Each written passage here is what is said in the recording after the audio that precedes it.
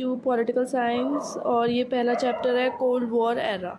तो इस चैप्टर में हम बेसिकली दो चीज़ देखेंगे कि कैसे रशिया और यूएसए का वॉर हो गया आपस में और कैसी सिचुएशंस थी उनके आसपास में और कैसे लड़ाइयाँ होती चली गई। अमेरिकन सोल्जर्स ने अपना यूएस फ्लैग लहराया ड्यूरिंग बैटल ऑफ जिम्मा में और सोवियत यूनियन ने रेज़ करा यूएसएस फ्लैग को रिजिस्टर्ड बिल्डिंग पे इन बर्लिन।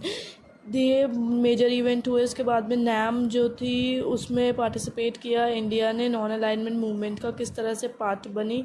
एंड उसके बाद में हम देखने वाले हैं कि कैसी जो है सिचुएशंस आसपास बनी रही जब रशिया और यूएस का वॉर चल रहा था। अब नेक्स्ट पेज में हम जो है क्यूबा मिसाइल क्राइसिस को पढ़ने वाले हैं। अप्रैल 1961 में जो लीडर थे union of Soviet socialist Republic, वो बहुत ज़्यादा वरीड हो गए कि जो यूनाइटेड स्टेट ऑफ अमेरिका है वो क्यूबा में इन्वेड कर देगा और फेडरल कास्टर के प्रेसिडेंट को ओवरथ्रो कर देगा।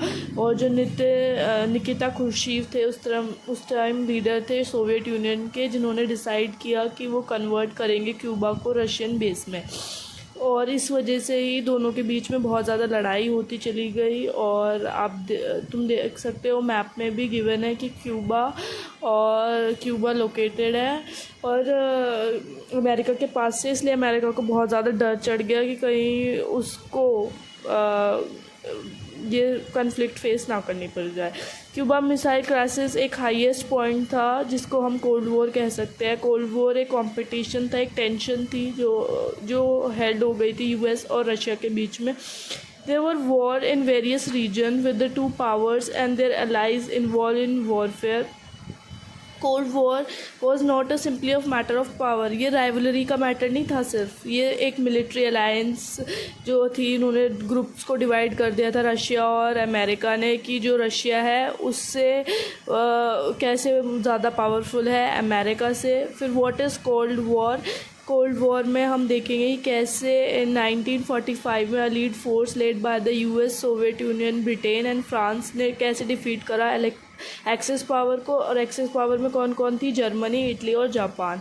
ये जो फर्स्ट वर्ल्ड वॉर था इसने शेक कर दिया था वर्ल्ड को। 1940 से 1918 के बीच में वर्ल्ड वॉर एंड हो गया जब यूनाइटेड स्टेट ने ड्रॉप कर दिया बॉम्ब जापान पर, हिरोशिमा पर। और अब देखोगे आप सिचुएशन क्या हो गई फर्दर कि जर्मनी जो था उसको यूएसए को बहुत ज़्यादा क्रिटिसिज्म फेस करने को मिला क्योंकि जापान जो था उस टाइम सरेंडर कर चुका था। तो बहुत सारे लोग कह रहे थे कि क्यों यूएसए ने अपनी पावर दिखाने के लिए जापान पर बॉम्ब फेंक दिया।